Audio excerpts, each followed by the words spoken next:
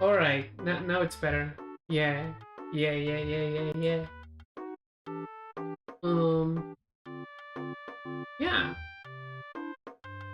God, it's been a while. Well, no, it hasn't been a while actually. For once, it hasn't been a while. I usually always say that. I just said it out of habit, but no, it actually hasn't been a while. It's been just 2 days, right? Hey, Kill. Hey, by the way, do you understand English? Like, or do you just have me here as background noise? I think you do understand English, right?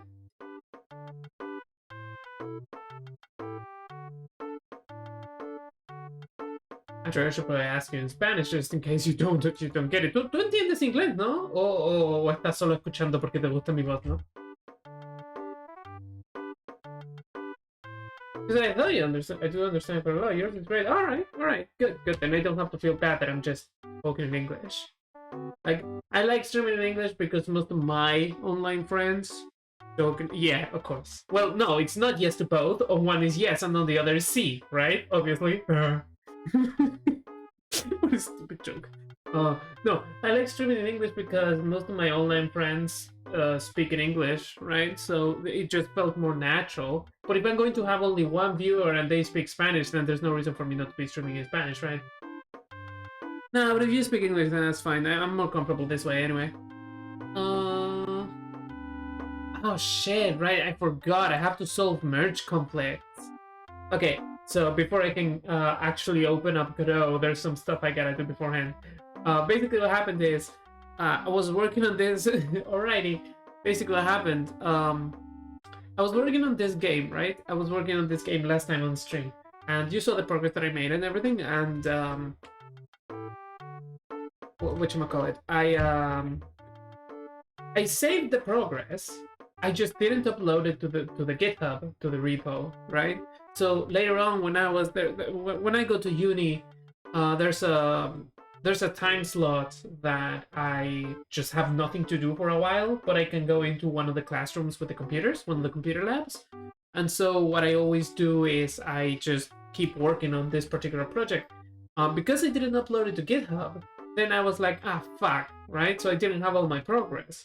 But the cool thing about GitHub is that you can, or about Git actually, is that you can work on different things, right? You can, if I work on something different than what I worked then later I can merge the projects, right? And just have both of the instances of progress just kind of live. But that means that you have to do the merge process for both of them, and that's what I have to do now.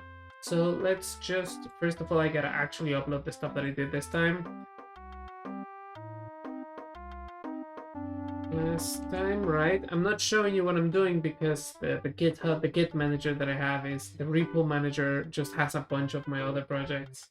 And like it also has my email, so I don't, like my personal one.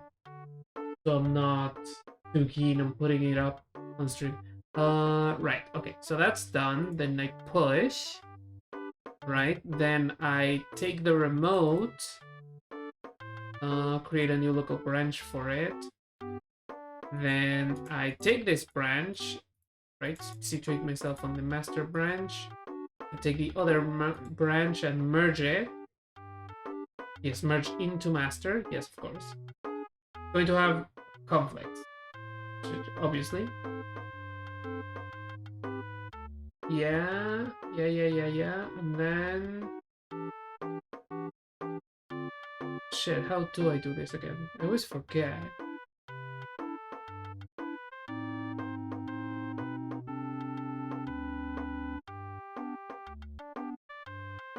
Does this open the VS Codium? No, it doesn't. How do... There's a way to open VS Codium, I forget. Oh, external editor, there we go.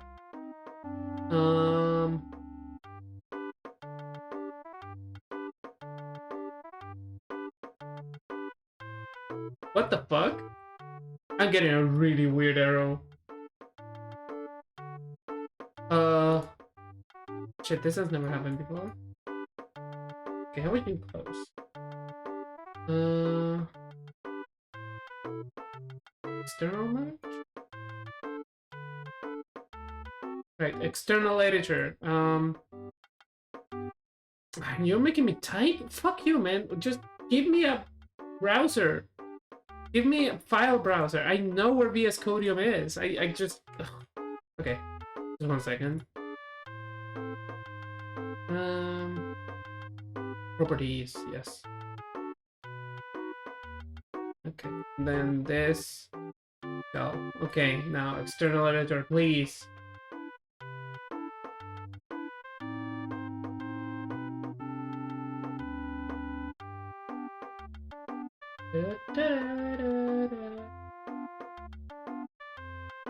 No, that did nothing. What the fuck? Come on, man, just open it. Just open the file. I know how to solve a merge conflict.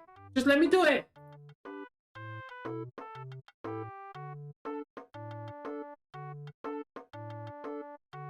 Is VS Codium even actually installed? Yeah, it is. It's working. Oh.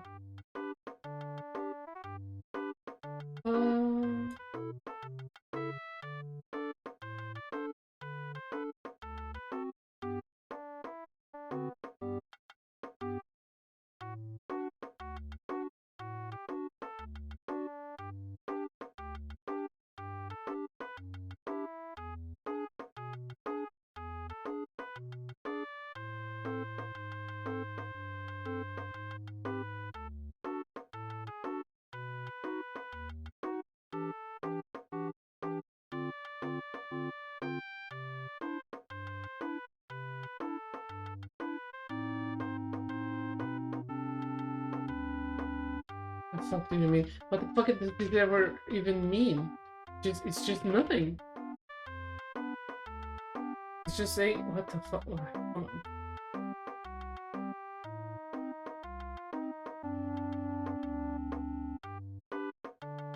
Ooh, okay.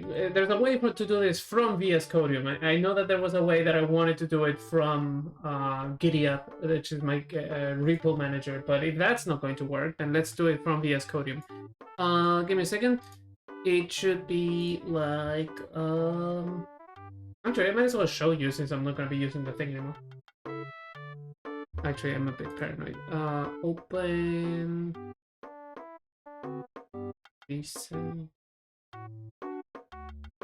Open folder, and the folder that I want to open is in here, here, in here. And since that's a Git folder, then you should be aware of merge conflicts and shit, right? Yeah.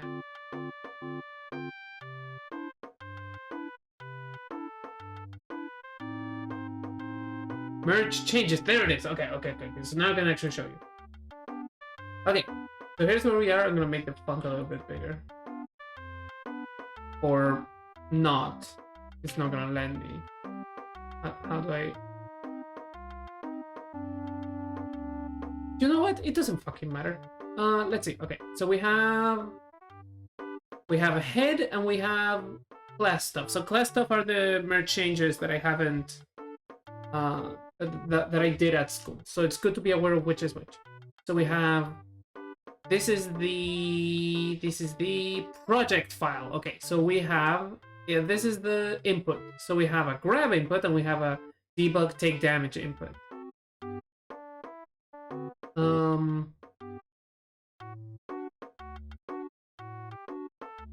Wait.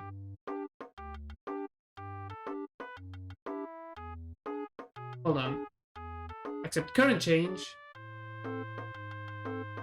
And that's that. Oh, can I control C that? Yeah. Okay, so is this like a whole thing that you're not showing me the whole thing?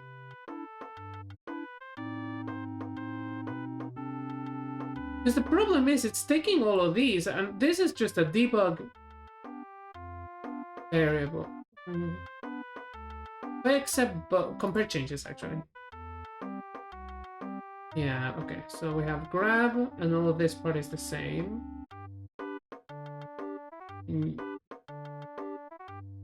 What do you mean these are all the same? I know these should be different. Because these are the keys, right? The input. As the dead zone and the events. Do you have a different place where you store which key it actually is?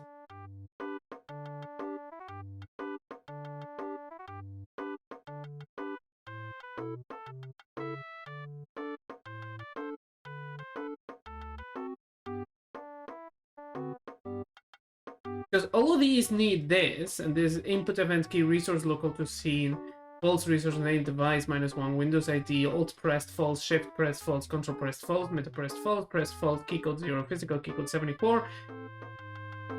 What do you mean physical key code? Okay. Key label 0, 32, 68, 65, Unicode 106, location 0, echo false, script no. Object input event key, resource local to scene, false, resource name, device -1, window ID. This is I don't get this. Like, why are you taking these two at the same? Because I know that one of these was the X key, and I know that the other one was the F1 and the F2 key. So it kind of doesn't make sense to me that this would be like this.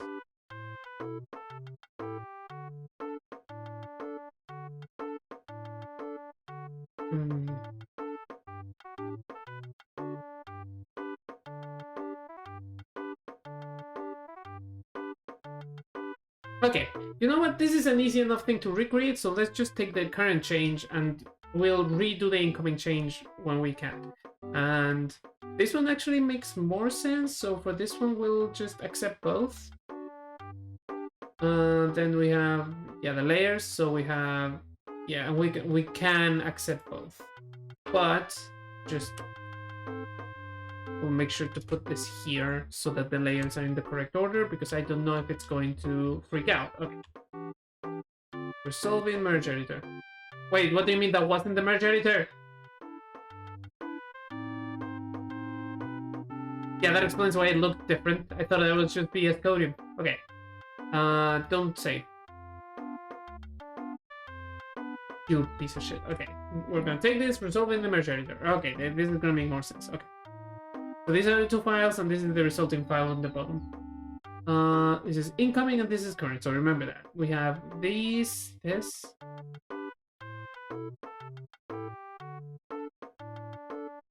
So we have debug take damage, which has all these two things.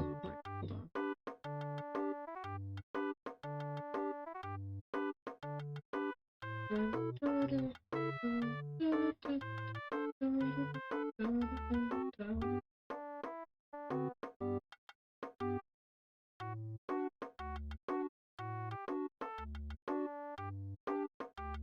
So I think, yeah, let's just accept current, same as before. We'll just redo that one because I don't trust this, right? We'll just accept current. And for this one, we'll accept combination, but we will. Yeah, what the fuck? No, remove current then. Why are you taking the grab as well? Why are you taking that? I don't get that. Okay, well, whatever. We'll just copy this line, because this is the only line that matters anyway.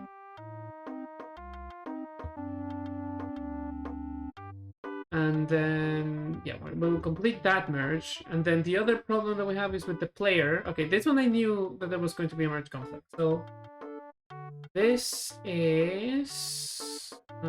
give me the merge editor. That's just... Okay, now I'm pretty sure that this one doesn't matter. So let's just take this one. This one has a packed scene that is a health display and a health system, and this one has a packed scene that is a player hands. We're gonna need both, so take the combination. Here we have this gradient, which is a sphere shape 3D. Radius 0.3. Wait.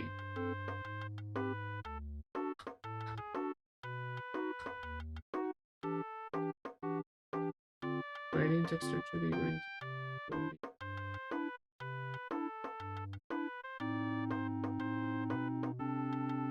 Sphere shape? Gradient.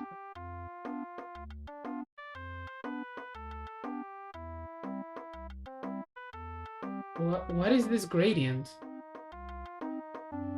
Like, I know there's a couple gradients, but why? Why does it grade? Okay, so the name of the gradient, the name of the resource, that one doesn't matter. That one's literally whatever. Sub-resource type sphere-shaped 3D with a different radius. So at some point I changed the size of something. If this is the incoming, then that means that this is the one that... Oh, for fuck's sake. No, they're different resources. Show me, just give me both then. Okay, so this one is missing this bit. So we need this, right? GSC cylinder. Yeah, we do want this change. We do want this change.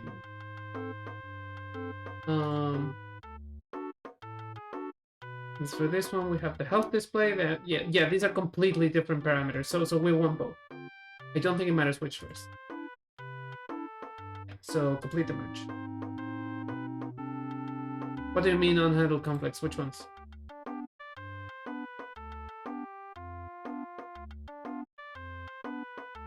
Current plus incoming. They're all handled. Current plus incoming, current plus incoming. Manual resolution. No, reset to base. What do you mean manual resolution? I didn't do that.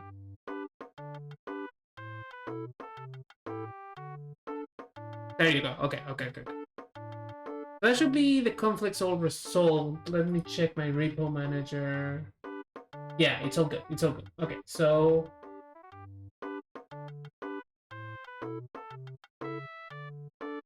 Yeah, okay. Conflicts have been resolved. How do I...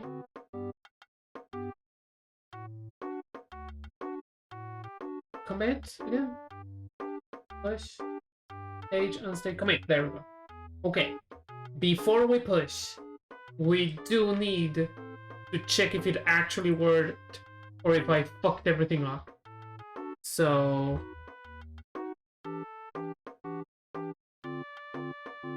You're gonna resolve it? Yeah, I'm trying. I'm trying my best.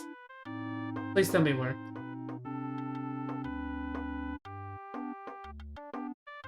Oh, fuck yeah. Okay, okay. The one thing that was confusing me was the sphere shapes, because I remember one of them being, like, a bit smaller than it felt like it should have. But the hand is there, and the life meter is there, which are the two things that were on different branches. Let's just give it a bit of a test and see if the damage-taking part worked. Okay, well, hold on. There was one part that I needed to do manually, actually. This error is fake, and it doesn't matter. The debugger...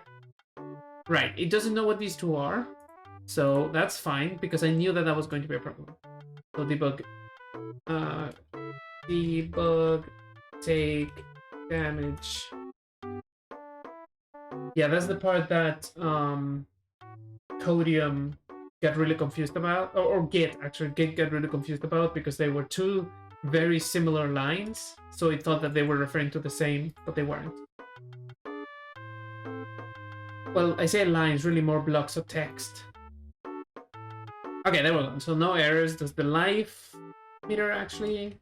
like this? That's a lot of force. Oh, no, wait, I know why that's a lot of force. Because I scaled down the thing on the... Okay, so that's fine. Then that's working exactly as it should. Okay. Then I can just... actually push those changes. Yeah, so let's close Godot, right? Just so that we know it's not fiddling with anything. Let's put that in. Put that in as well. Yeah, sure. Merge complete. Commit. Push. It's been pushed, and now I can reopen Godot.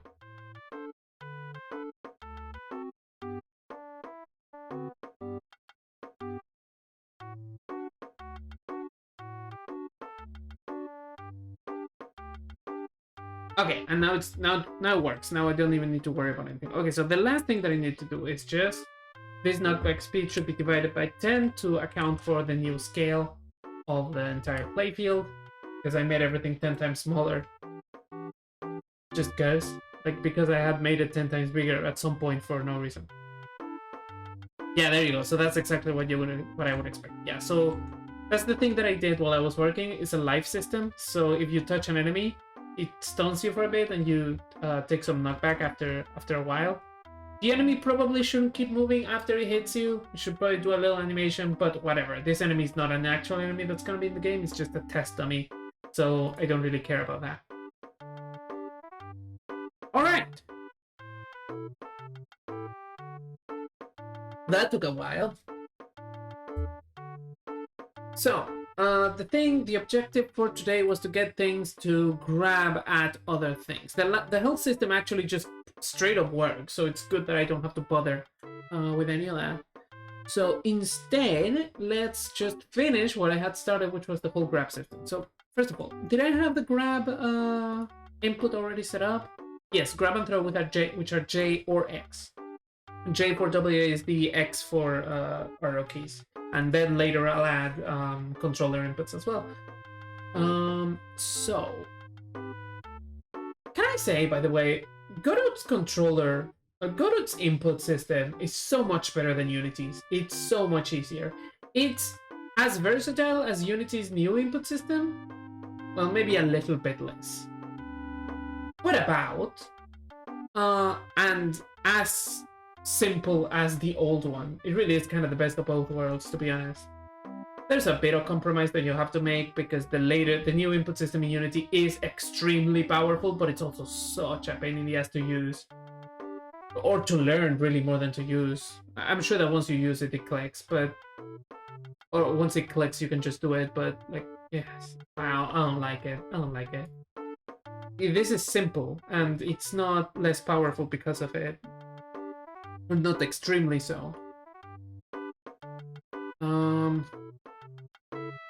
So, let's see. Right, let's open the scene. What was this one? Okay, so I have this thing. Okay, so the player has the hand, right? It has this damage area, which is the area in which it takes damage, which is that little semi-transparent circle right there. It has this health display, which is this thing here, which is hooked to the health system, which is just a script within it, right? It has this hand detection area, which is this bigger circle, and that's the idea is that the hand has a collider for things. If a collider enters its thing, then the hand grabs something, but this is the area to which the hand will detect whether something is within reach, right? Whether it can grab something. And then, okay, so the hands right now, what's their script looking like?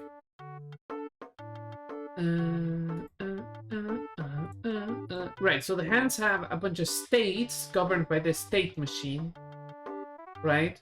Which, this is probably not amazing coding, but whatever.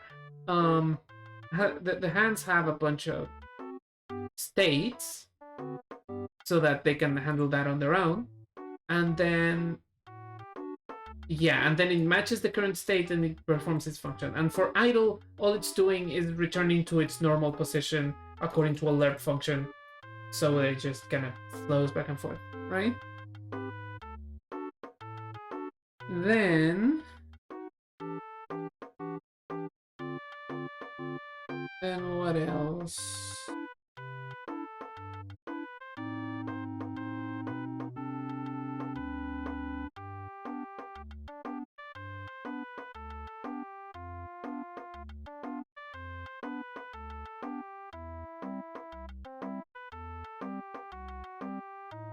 Then, right, so we have the state machine. You return on idle behavior, that's just a normal thing, and then you're constantly querying input from the input processor that you're going to have a reference to in order to know, right? I should probably add a case so that you don't crash, so just if input processor equals null, and return and now if there's no input processor, it's not even gonna try to query.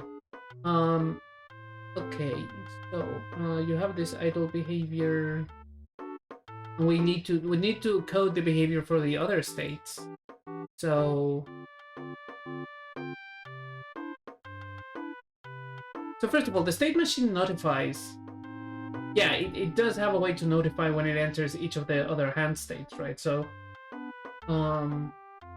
if that's the case, then we can use that. So first of all, the hand is going to have a collision shape, which is just the grab shape, isn't it?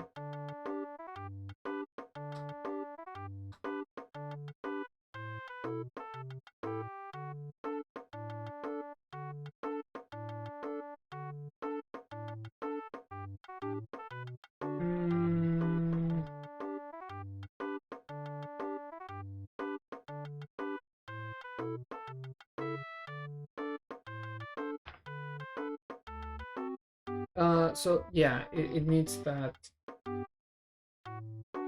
Wait, fuck, yeah, because it means that it's gonna need to know what things exist within this hand detection area, right? It needs to know which of these is the closest one to the player. But that is on the domain of the player. So it needs to be able to ask the player, doesn't it? The player is going to need a function that this can use, but because this is a child, I don't want it to use a function of the player. I would rather it use a signal, but then it can't get a signal from the child, it can't give a return on the signal. That's the whole point of signals. So maybe a better way to do it would be that when this initiates a grab, it notifies the player, and then the player fills in a couple variables here for it to use, right? So we're going to need to pass along the signal from the state machine, but only if that signal is that we initiated grab. So yeah, that's how we're going to do that. Okay.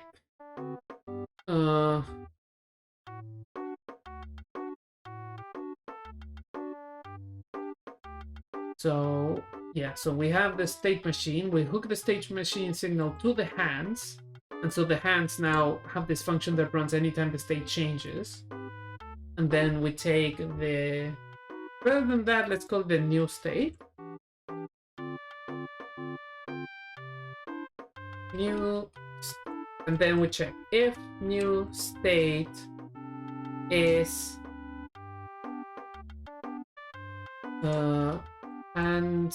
player hand state machine point and state point grabbing.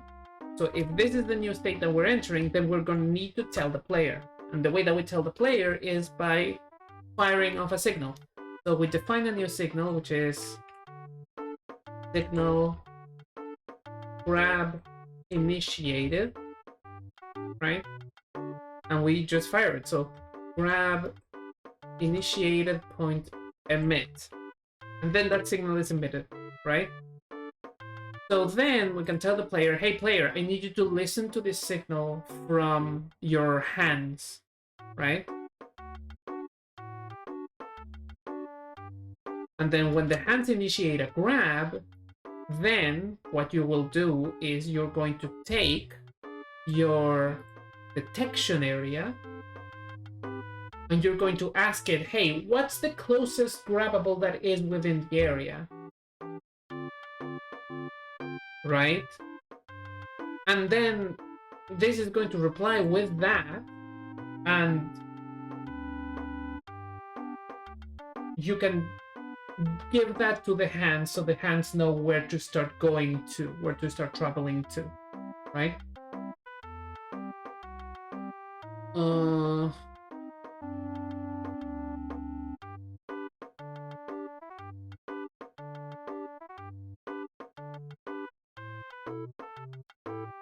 So how do we do that? Well, this probably needs a script. I mean, does it? It's a simple enough function, but I feel like if I'm gonna have this whole thing, this whole system worked tiered like that, then it's probably more easier to explain if I just make it a script, just so that I can make it easier to read is the thing. Like that's why. So yeah, I'm gonna do that. So yeah, we're gonna create this new scene. It's gonna be like part of the player, and it's gonna be the hands detection area. Yeah, just call it that. Save it. Right? So we have this hands detection area. Let's make sure that nothing broke. References broke. Yeah, this doesn't have any reference. And then this hands detection area can have its own script, which we're gonna call hands detection area script, just for ease of things. And then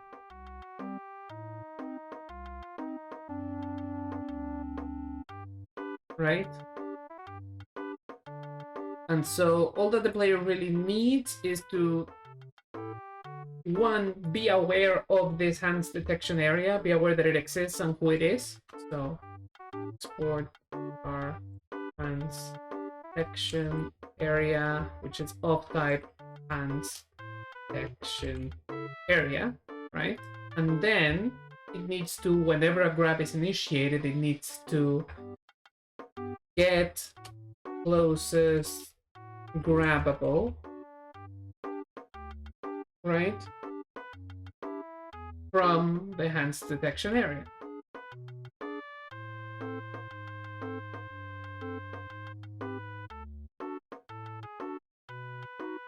Save this. Yeah. So then we have to define what this means. But once it gets it, right, it's going to be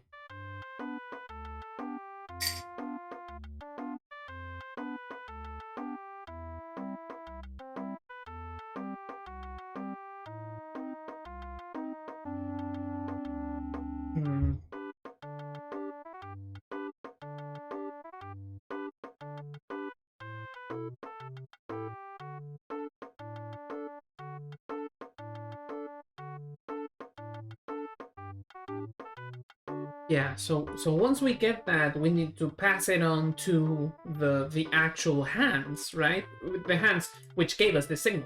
So the player also needs to be aware of who the hands are, which makes sense. The hands belong to it. Why wouldn't the player know that? So at export var hands player hands, right? Which actually I should probably rename this to player hands detection area just to make sure that it's as unambiguous as possible. Yeah, completely unambiguous. What do you mean you don't know it? Yeah, there we go.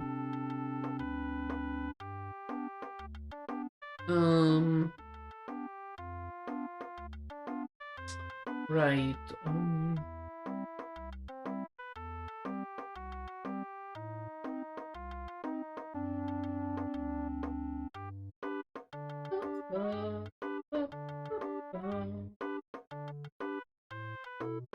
So then, yeah, once you have that grabbable, we're gonna have to give it to the hands. So player hands gonna be, it's gonna need a variable that is currently chasing grabbable, and we're gonna make it a grabbable type because obviously, right? Why not? And then player hands.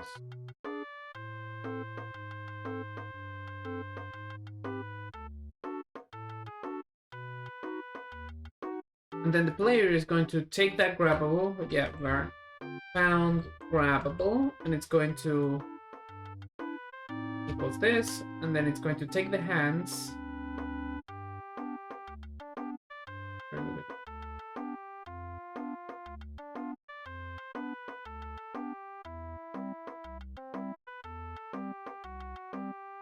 Oh, Yeah, like this.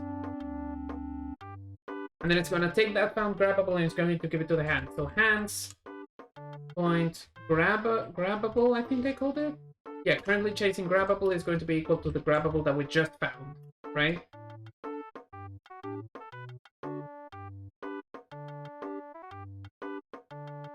Yeah. Okay. Okay. So that gives us, that's just the system, right? So to recap, the hands, the input processor detects that that the key was pressed. Then the hands query the input processor for that key, for that input, and if it detects an input, it asks the state machine if it has permission. It requests the state machine to change to grab mode. The state machine lets it change to grab mode, then it begins grab mode by notifying the player that a grab has begun, at which point the player queries the detection area for the closest grabbable, and upon getting it, feeds it to the hands so that the hands can execute their grab functionality, their chase behavior, right? So that's just to get the closest thing to grab. And now the hands are going to, currently having this filled in, they are going to have, and just keeping in mind that this result can be null, then the hands have to do that behavior. So what I need to do now is make it so that the hands detection area actually has that function and knows how to return a grabbable from it. So that's the next thing we do.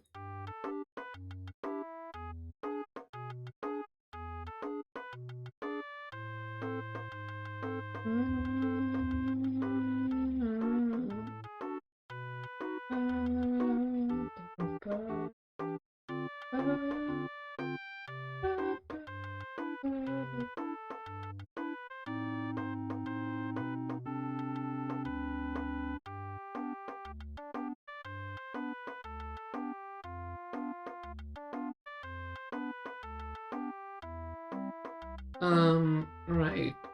And then, right, so the function that we need to create is this. And this has to return a grabbable or null. Both are valid. Do you let me return null, actually? Yeah, okay, so that's valid. Okay, that's good.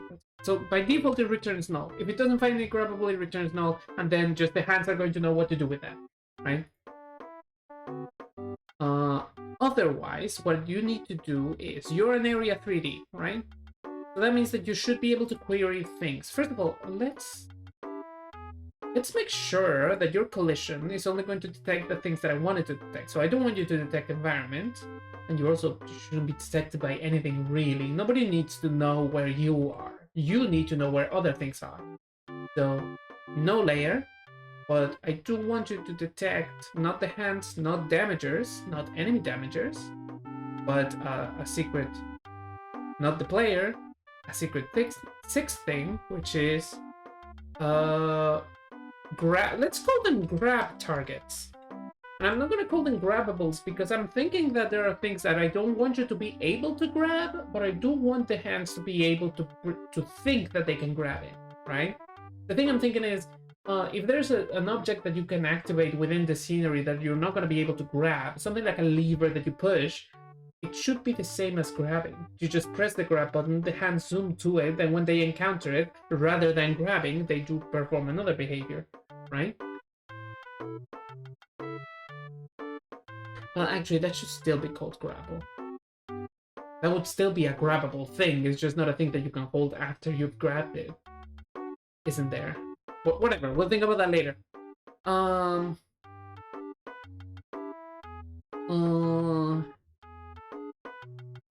Okay, so yeah, let's call them grab target. That's fine. That's nice. That explains itself. But you're gonna return either a grabbable or no, right? Now I need to query any grabbable. So any grabbable is just going to be within this layer. That's if you're a grabbable thing, you're in that layer. That's just true, right? So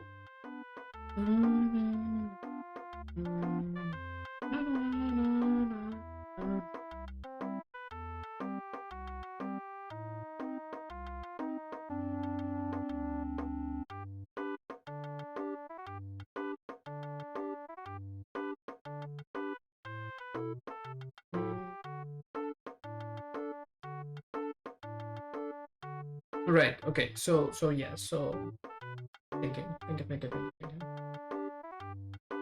Um,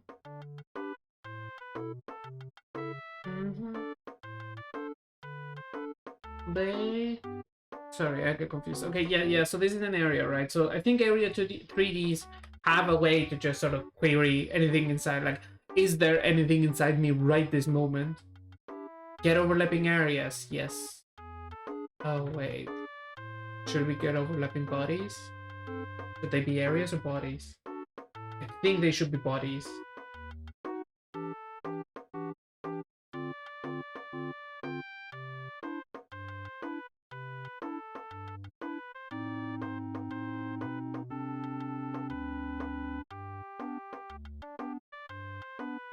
And that's fine.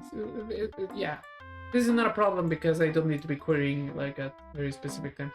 Is there like a signal that No, there isn't, because I don't need to know when something enters. I just need to know whether something is inside at this specific time. So yeah, this is the thing that I need. Okay, so you're gonna take the hand detection area are gonna take yourself, and you're gonna tell me, hey, what overlapping bodies are there inside? Now, all the overlapping bodies should be grabbable type. I shouldn't need to check for that, but I will anyways, just for the sake of code safety. And I will throw a warning in case something doesn't go well. So you're gonna take are all detected bodies is this. So that's an array. So how do you do for each in Godot? Let's try to remember that. Let's ask Google. Godot for each.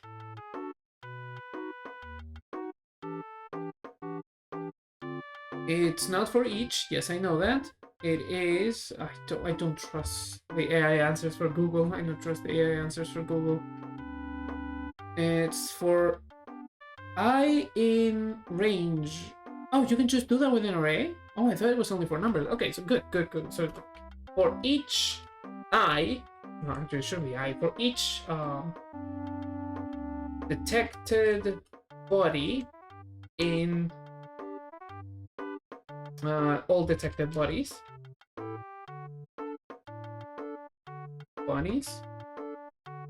and then we're going to check if the detected body is actually a grabbable. So if not, detected body is grabbable,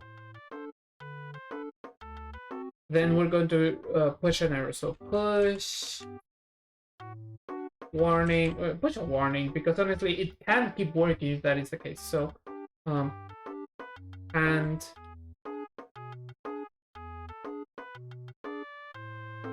detection area found a non-grabbable in grabbable layer.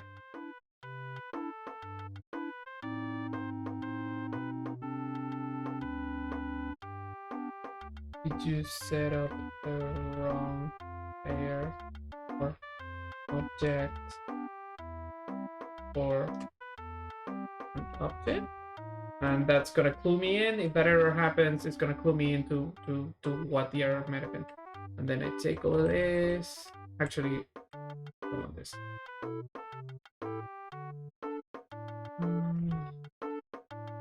So yeah, that's just a warning to make debugging easier for me later if something that shouldn't be possible ends up happening. So yeah, if it is a grabbable, and we're going to assume that it is, like it should be, we're going to check all of them and see which one is closest. So for that, we're going to need a couple variables. First of all, we're going to need uh, closest distance, and for now that's just going to be math point, or float actually, float point infinity, right? That's something I can do, right? Isn't it? Can I define a float infinity? Is that a thing I'm allowed to do?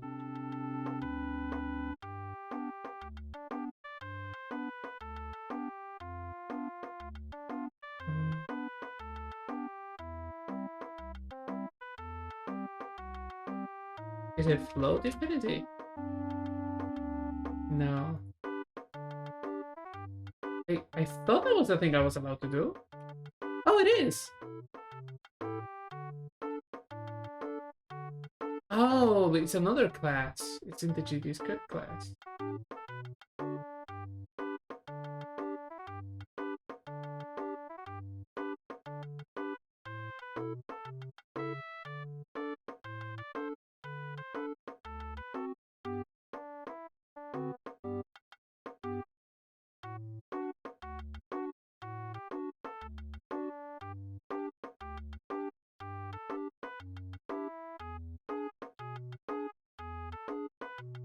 Yeah, okay. So the reason I want infinity is because I need a number that is larger than any other number, so that any other number that I could possibly get, so that the first comparison will always return true, right?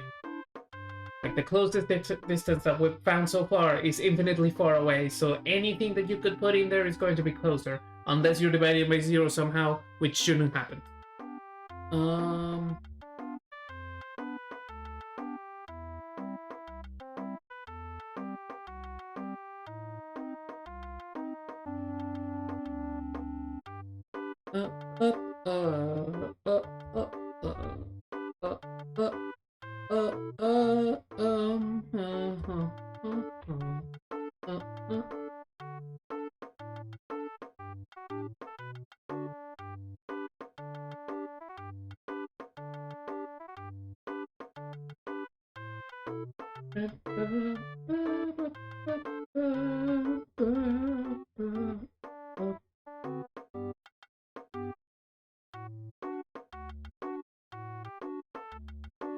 Do I have my water? Yes, I do. Okay, good.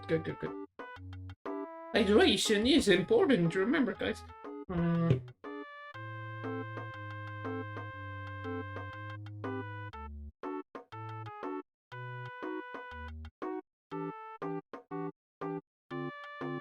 One second, sorry, hold on, I gotta deal with something right now.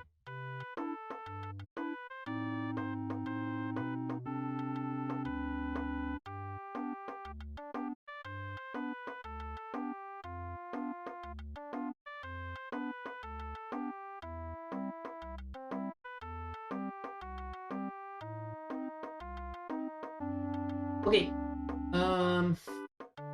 right, so first of all, we need to compute the distance, right, the detected, the closest distance. Also, just current candidate, right? I'm gonna write a note here. Find closest body within area. Oh, wait, actually, that's just clear from the name of the function. What am I thinking? Right, current candidate, right now it equals null, and it might equal null at the end of this, right? If there's nothing, like if this is an empty array, then this just doesn't happen at all, right? So then, okay, so then we take the detected body, the current one that we're looking at, and we check its distance to the player detection area, which, you know, it's just its position is the same as the player's position. And if it isn't, then it's because I moved it on purpose, so in that case I want to check that. So it doesn't really matter, right? Detected body, we take, wait, how do we do this? Yeah, we take the self, within the self we take the global transform. Global transform just to make sure, right? But I'm pretty sure that the local would work anyway. But that only works so long as they're both within the same branch of the parent object, which may not always be the case. So take yourself, take your global transform, take the origin within it, and take the detected body, take the global transform of it, global transform, take the origin of it, right? But except that's not what I want. I want to take this and take the distance 2.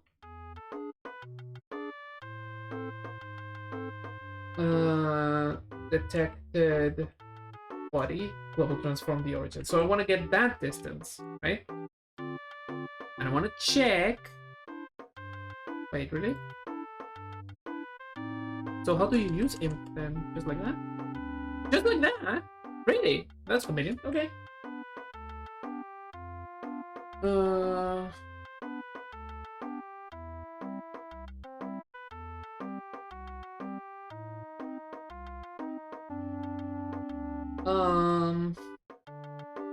Right, so we have the distance. So we take that distance, and then what? Then what?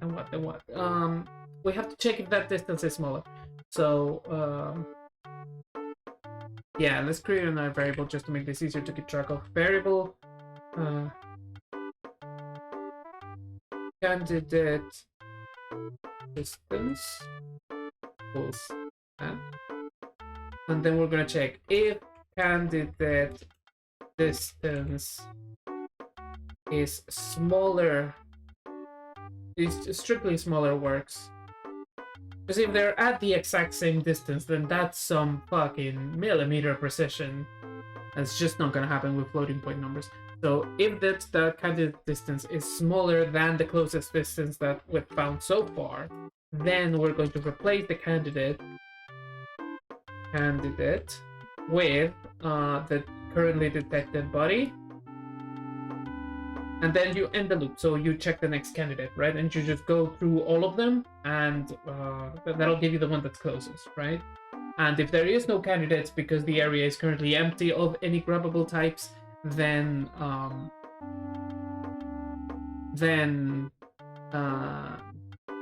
this just doesn't happen. So the current candidate is null and the closest distance is infinity.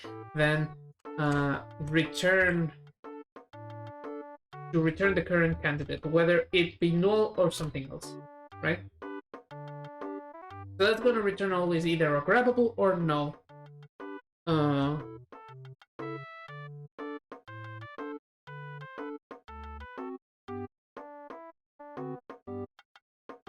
And so as a result of that, right, so that completes the query. So the player makes that query from the detection area, gets the found grabbable or no, and then gives it to the hands. And the hands are the ones that are supposed to know what to do if they get the grabbable or no. So then we know that if the physics process, by the time the physics process comes on the next physics tick, then that's going to either be filled out or no, and then we can trust that that's going to be the case to code the behavior. So then, finally, so then the physics process, we're going to have it match state. So if the state machine, wait, no, I don't need another match. What am I thinking? When the state machine hand state matches the state machine that I called grabbing,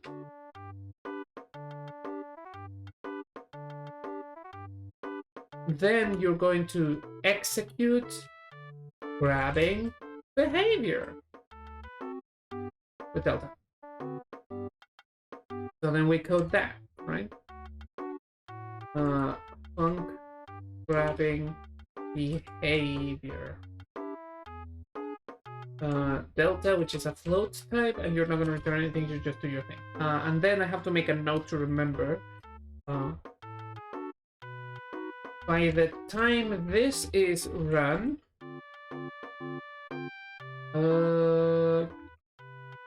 currently chasing grabbable should already be set, right? Oh, hey. Son, thanks for the follow. I get the feeling that I know who you are. But if you're not them and you just found me through... Oh, fuck, it's freezing again. It's about to crash. See, did you notice that I opened this by accident? Apparently that made Godot crash. That's silly. Why would that be the case? So let me just put up this screen while it's crashing.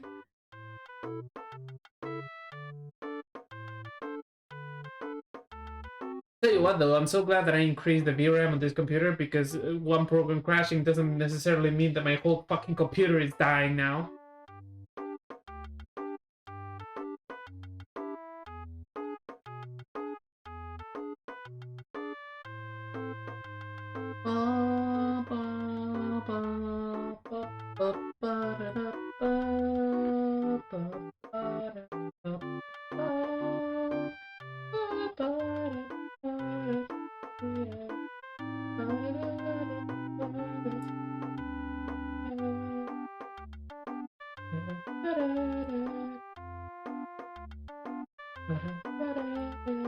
Man, it sure is taking a while to crash. Can you actually make it a bit faster so that I can close you? Please? So I can close you and restart you.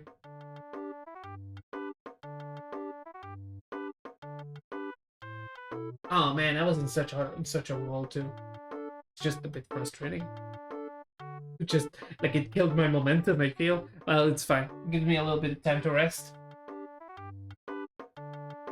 from all that mental exertion. My brain working really hard. I can feel the heat coming off of it. It's not because I'm dumb. It's not because I'm overheating. Shut up. Shut up. Shut up. You know, some people really hate coding. Some people, and I can see why you would hate it, because it's this really annoying thing. It feels like trying to talk to a really stupid kid or something, you know? Or not really a stupid kid, but one that'll just, like, one that's really dead set on being annoying, right? And just following everything that you tell it extremely literally, right? And you have to constantly be trying things over and over again, and just, like, having to chase problems, just sort of looking into them and figuring out. So I can see why people find it annoying. Some people find it super annoying. But I actually like it. I really like it. I think it's very relaxing, you know? To me, anyway. Just kind of solving that sort of thing, that sort of really methodical process of taking an issue, a big thing that you want to do, and just kind of breaking it down into 1,000 little steps and then solving them one by one. I would say it's like as satisfying as, like, to me, like, it's because you see the slow progress, right? You see the progress bit by bit.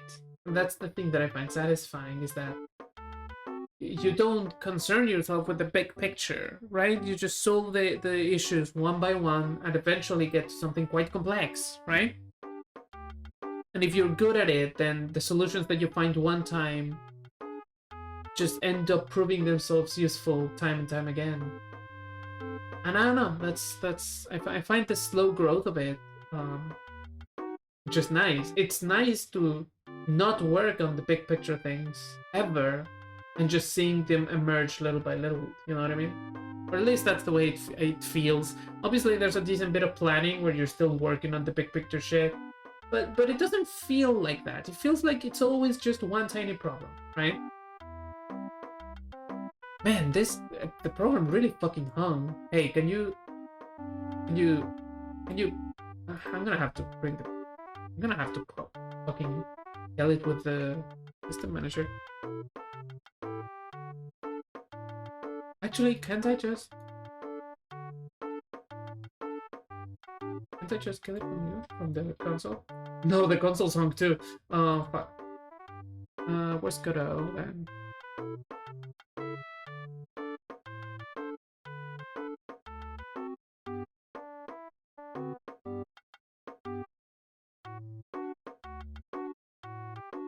There you go. Okay, so please die.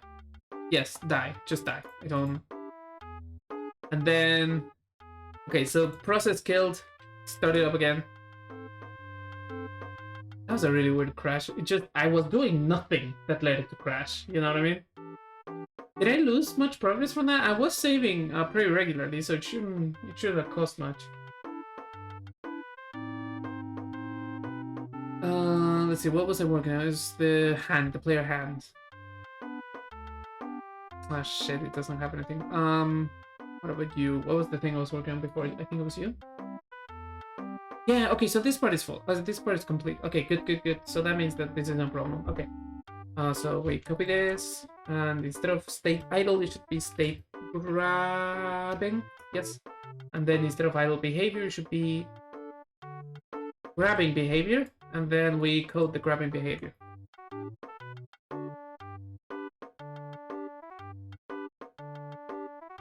Delta float. That's just so that I have access to the amount of time between frames.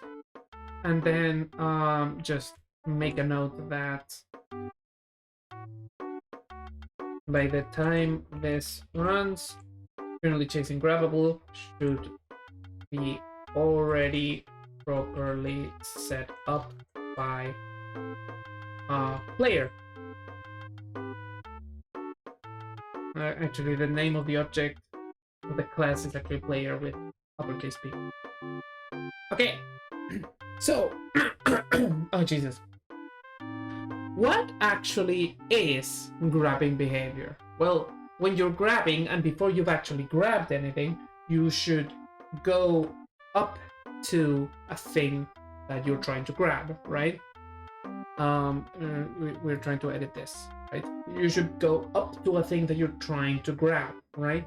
So it should have a certain amount of time that it takes to go, a certain amount of time that it takes to return, and if at any point it detects that it has touched the grabbable, or the grabbable that it, well, not necessarily the grabbable that it is going for, just any grabbable, because if conditions change and you're chasing something else, and then something gets in the way and you grab that, that should be a valid thing to do, right? You should be able to grab that.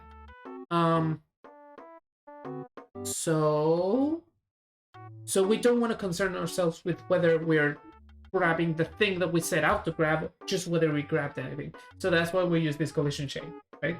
Because otherwise we could just check distances and be fine with that. So,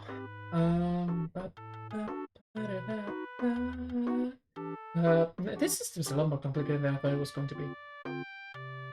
For grabbing chat? I thought it was going to be simple.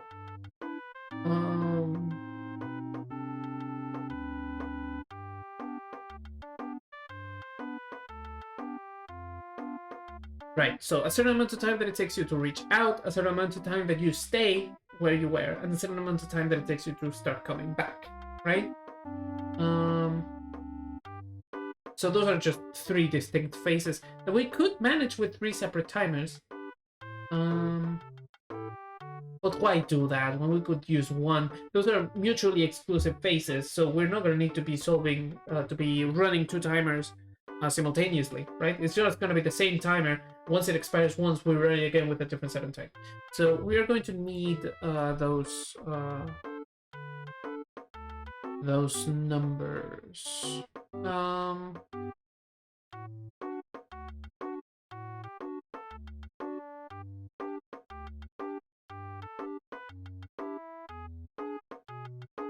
realizing something. These are a lot of numbers that we're going to need as parameters. And I think I probably want them to exist within a resource, right? Like I want to be able to edit them from a place here without having to delve into the player hands themselves. So, should I create that or should I check it out later? I think I should check it out later so that I'll know exactly which of them, how many of them I need. But that's a thing to keep in mind, right? So let's separate these and put them here, right? Just put it here. Separate into a resource, right? And we're gonna put this on the to-do list. Why is that? Because it makes it easier to iterate on it, right? Then if I want to just kind of micro adjust the bits of it, I don't have to be like, oh, which bit of code was that in? No, I can just be like, oh, here's the resource folder. If I want to just adjust the number, it's here, right? So yeah, so we have that as the to-do. Then the grabbing behavior is going to need 3, yeah, those are the values. It's going to need 3 timers, so it's going to be, or 1 timer, but 3 different times. So we're going to need to set up those. So export variable, this is going to be time to reach or grab.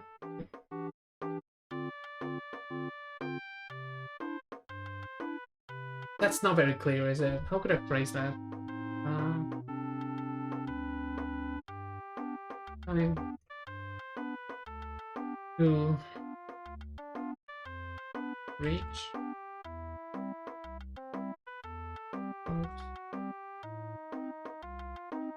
Time to hold.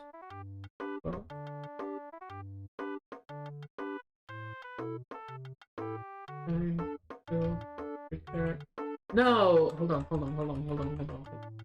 Again. No, I don't need a timer to return because the return is just idle behavior. Yeah. And we're gonna change this because we're gonna need a different lerp for those, right?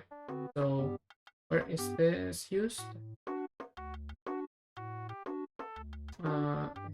Okay, so this is going to be idle lerp strength.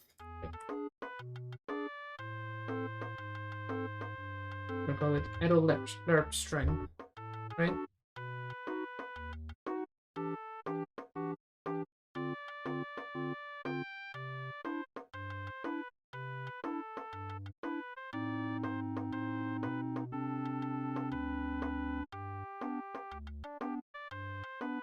Right.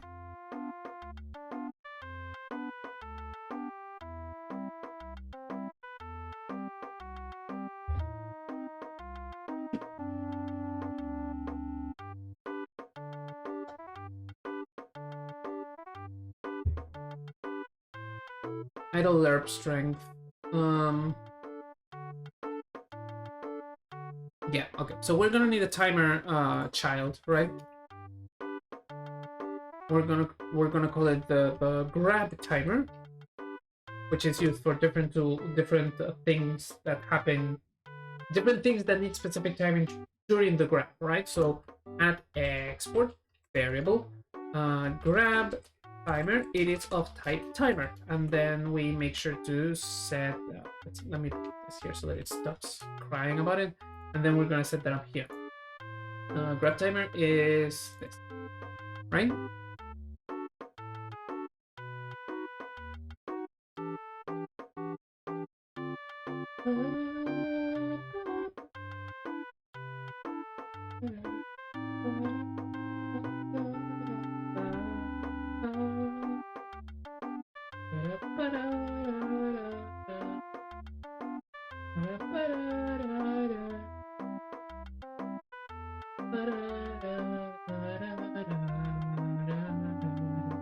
Okay. So what do I need you to do when you begin grabbing?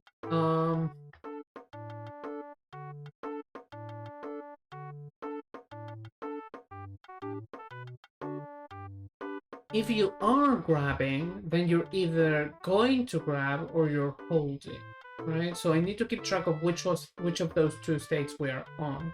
I could make a state machine, but for something that only has two states, it's just simply not worth it. At that point, you just make a boolean, right? So we make that boolean. We make it so variable. This variable is a boolean type, and it tells me whether we're currently reaching. So grab currently reaching, and it's going to be a boolean, and the state of the boolean doesn't matter unless we're in grabbing state. In every other state, it's just never checked, right? So when grabbing state begins, right, we're going to emit it, and then we say, hey, grab currently reaching. We start as reaching, right? Then when that timer expires, we make that currently reaching a false. When this happens, we also need to set up the timer the first time, right? Just immediately when the state changes. So we take the grab timer. We start it with which amount of time? With the time to reach. It is the time that we're going to be reaching. Actually, time to reach sounds like it's the time before we reach. So there's a better way to phrase this. It's rather than time to reach, it should be reach time, actually. Yeah, reach time. The time that you spend in the process of reaching. Reach time. And then hold time. Hold time, right? So then you set the timer for time to reach, for each time, right? So we're not going to concern ourselves with what you do for each of those timers yet. First, we're going to see how you change between timers. So you start here, you start with reach time. Then when this thing expires, you're going to need to know. So you take the player hands. When the timer expires, you need to check where we did it. Since it's the same timer, we need to know whether it expired because we ran out the reach time or because we ran out the hold time. If it ran out the reach time, we need to start the hold time. If it ran out the hold time, then we need to go back to idle state, right? So we need to know where you're currently reaching. If you were reaching, then you're no longer reaching, and you start the hold time. So this hold time, right? If you weren't reaching, that means that you were holding. And if you were holding, then we need to go back to idle. And you go back to idle by telling the state machine. So, hey, state machine, please try changing our state back to idle, right?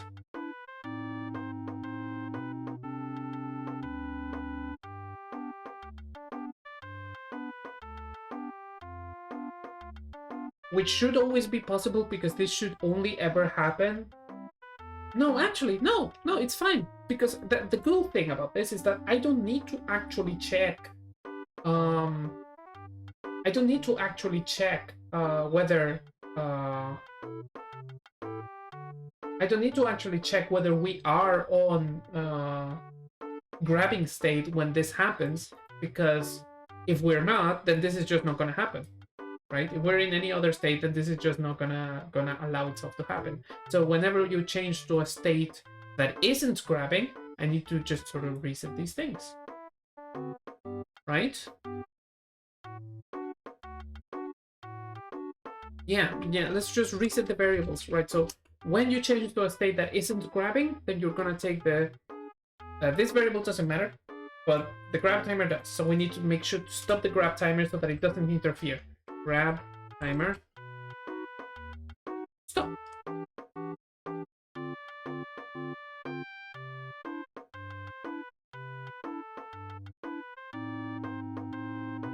Right? Just that simple.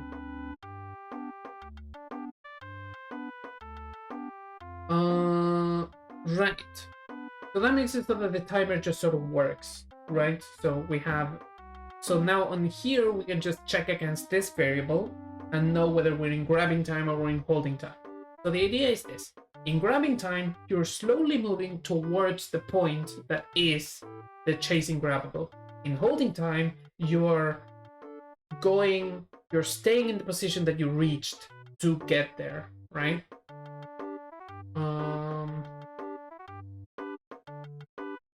Yeah. And since the hands are sort of floating, I like the idea that those hands are not gonna be like attached to the player, so they can just stay in that global position and just stay there floating, like just detached from the player, or at least seemingly. They're still gonna be children of the player, but like you're not gonna be able to see that, right? So in moving state, in reaching state, then we're going to check that.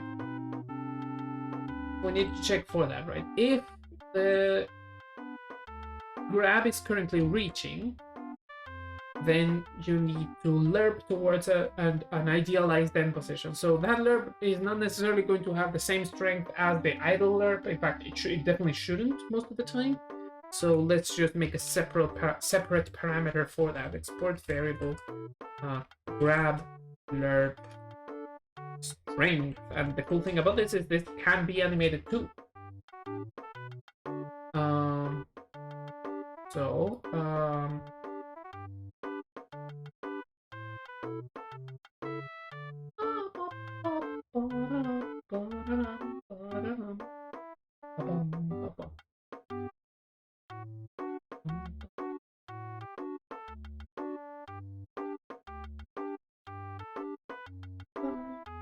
yeah, we take our global transform, we take our origin. Oh shit.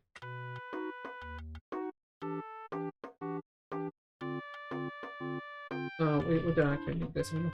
We take our global transform, we take our origin. It's going to be equal to the result of taking our global transform and lerping it towards where? Towards our currently chasing grabbables own global trans. Wait, what?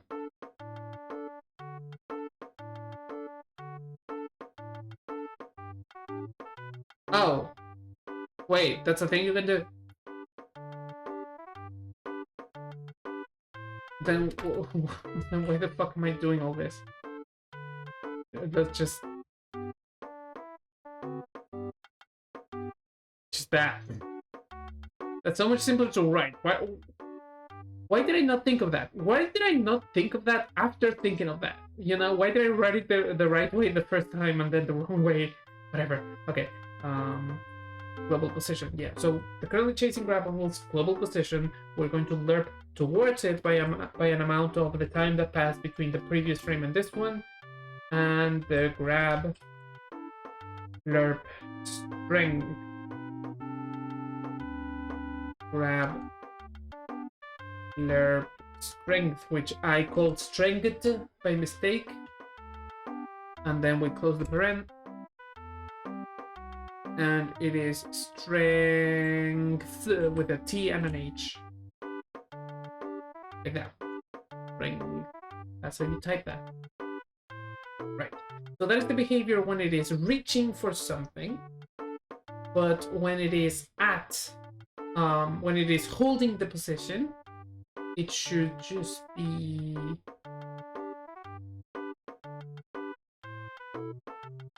it should know which position to hold, right? I cannot just tell it, hey, don't move, because it's going to don't move, but it's going to don't move relative to its parent, and that's not what I want. I want it to don't move relative to the coordinate system, so I need to record what coordinate I want it to stay at. So what we do is when the timer changes from reaching to holding, you're going to also remember to hold position. So we're going to need a variable for that. Variable hold position, and it is a type vector 3. This is the global position. Actually, let's write that just so I don't forget. Right, and then we need to record that. So when you change from reaching to holding, you take your hold position and you make it equal to your current position. So global position.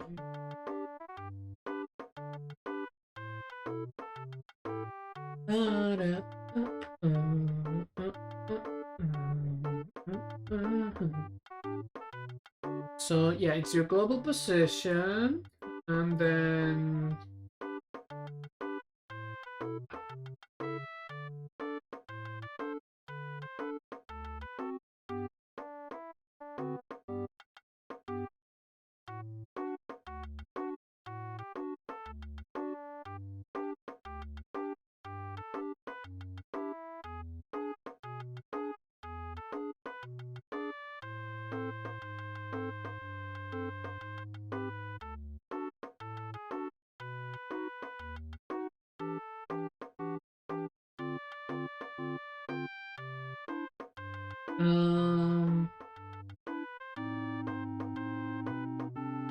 Okay, I'm gonna tell you what. I have to go to the restroom, so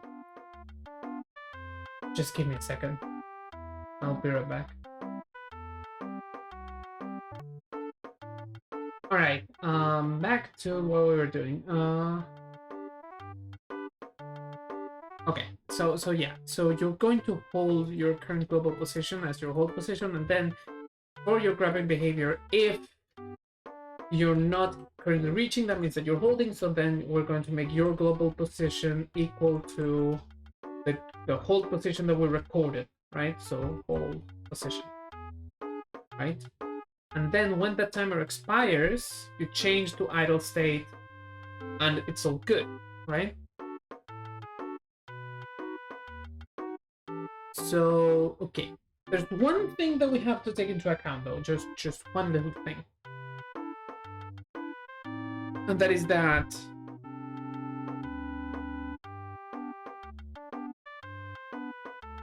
this boy can be null, and if it is null, we need to deal with that, because otherwise this is not going to be a valid access, right? So here's what we're going to do. We're going to create within the player an other anchor, right? And this is going to be the default grab position. So we're going to create a node, which is a marker 3D, right? This marker is going to be the default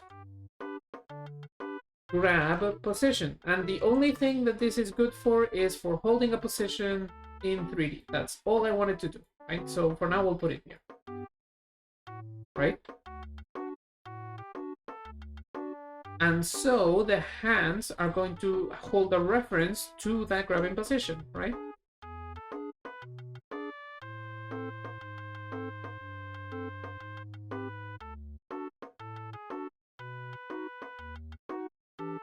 Right? And so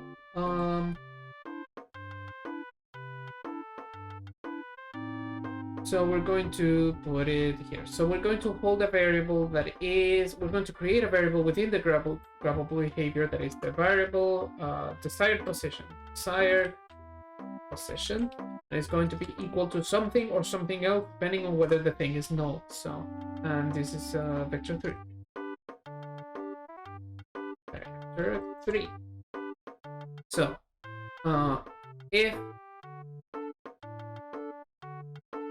if the currently chasing grabbable is null,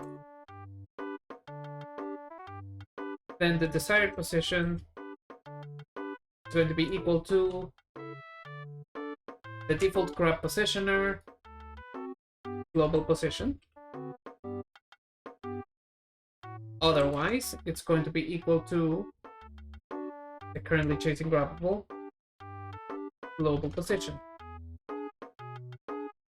And this is computed every frame, so that it's if things move, then these are going to move too, right? And then we take this, we call it the desired position instead.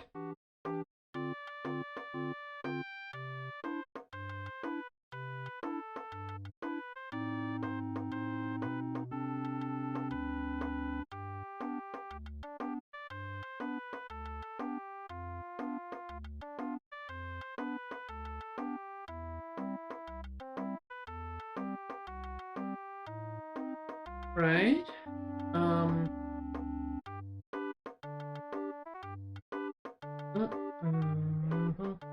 So yeah, we have that position.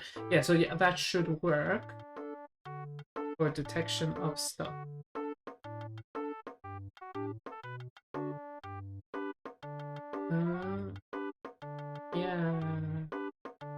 Yeah. So then within the hands, it's important that this position be outside of the hands themselves, because otherwise they're going to be constantly reaching forward, right? This is the hands anchor point, player hands as detection. Let's put this up here so that it's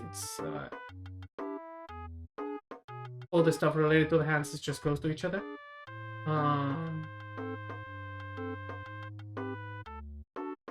And so the hands need to know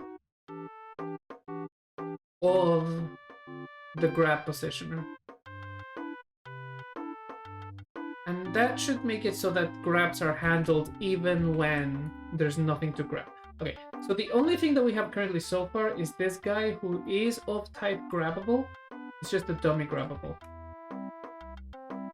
So let's put him over here. I think he has a collision somewhere. No, this is the Goomba. Not actually a Goomba. This grab dummy does have a collision, and this collision should be on the layer of grabbables. Grab targets. It should probably also be in the environment. No, it's not an environment. This thing is not really listening for anything right now. Actually, no, it is listening for the environment because if I make it fall, I want it to actually fall. So, although I haven't done it yet, it doesn't matter. It doesn't matter. It doesn't matter. This thing is just a dummy anyway, so I'm not gonna sweat the details. Right. So let's see. If I press the grab button here,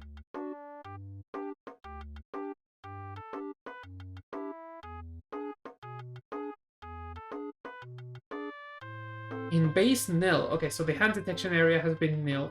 Yeah, I think I know what that is. I didn't give them the hand detection area, did I? The player doesn't know the hands detection area, right? That's the issue. Doesn't know, and it also doesn't know who the hands are. The path is assigned on the stage per stage, so that's fine.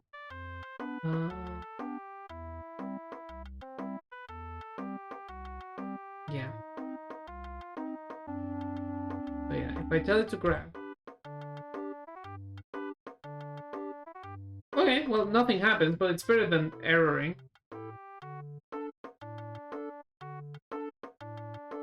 And also, I wrote this wrong for sure.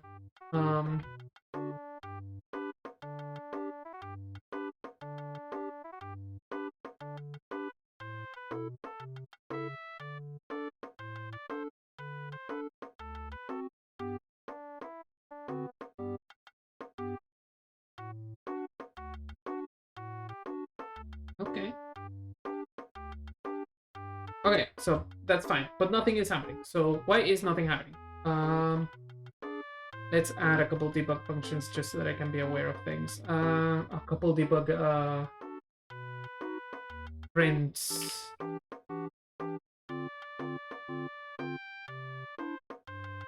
Let's have the state machine printed, so.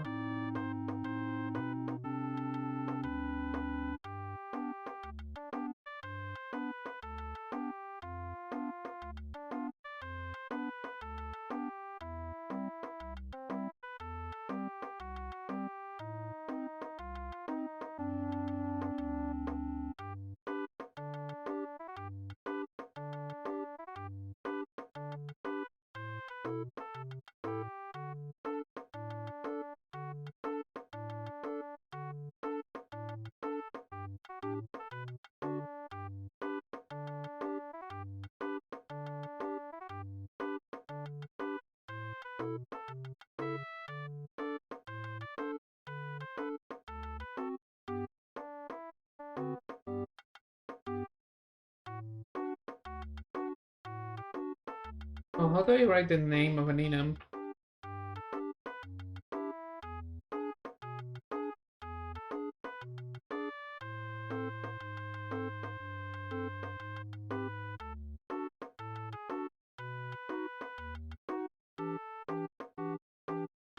Googling. Give me a second.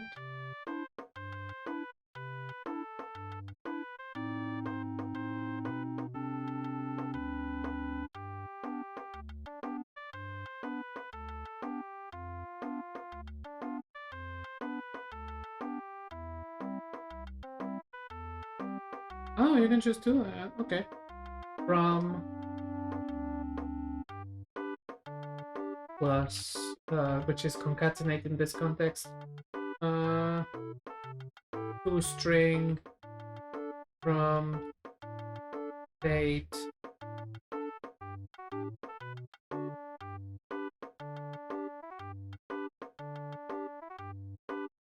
that work? To toString to state. I don't think that's gonna work. From 0 to 1, yeah, that's not what I want.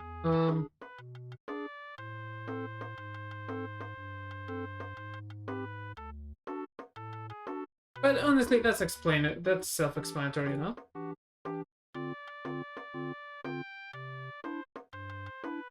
So 0 to 1, then 1 to 3 immediately, huh?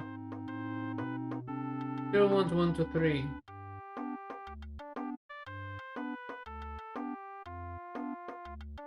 Oh, no, yeah, you try to do both and only one succeeds because one of them is the throw. Right. And then after a while you change from 1, so you successfully change the 1 back to 0. So that's good, that's good. That's what I want. Although, wait. No, I think I know why it isn't working. It's the stupidest fucking thing. I just forgot to set the times. Yeah, I forgot to set the times. Yeah, okay, so the lerp strength is going to be... If the idle lerp strength is... It should not be 0. Sorry? It should not be 0. What the fuck? Ah, god damn it, I lost the value. Ah, whatever. Okay, so let's say that the value is 0. I don't know.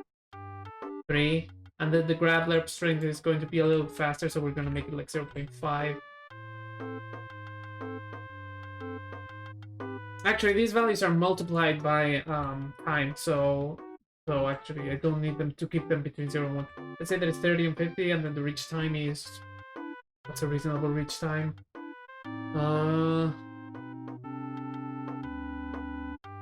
Let's say it takes half a second to go to reach, and then it holds for 1 second. Right?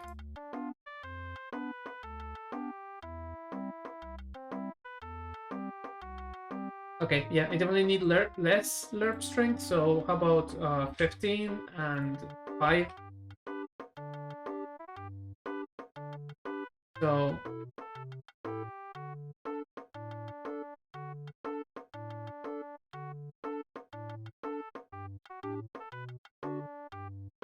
Yeah, so like you can see, like it goes forward and then it sort of stays in its position and then comes back.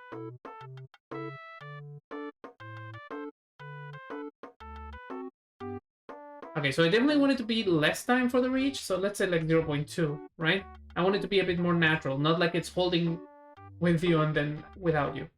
So like it's like, yeah, I like that. Like it reaches, then it stays, and then it comes back.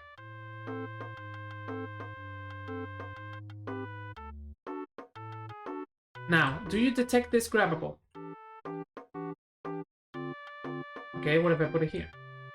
Yes, it does. Okay, good. It doesn't yet grab it, but it knows that it's there and knows to head for it.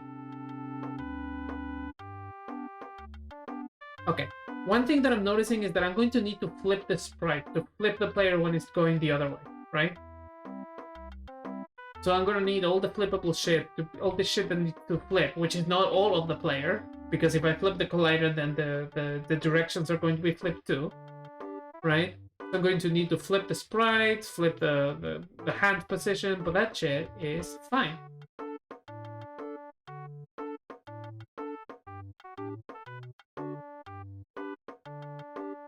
Oh fuck, this just works, man. If I spam grab, it just sort of goes there. What if I hold it? No, it just comes back.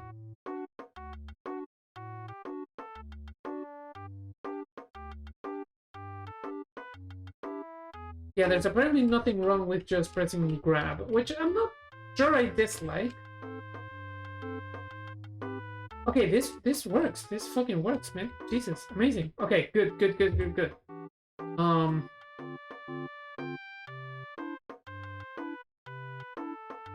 Okay, I think that's good progress. I think that's good coding progress. I didn't end up getting to actually grab the stuff, but honestly, this has been such a complicated system that I'm fine with that. I'm fine with that. Like, I've made an hour and 40 minutes worth of progress, more or less.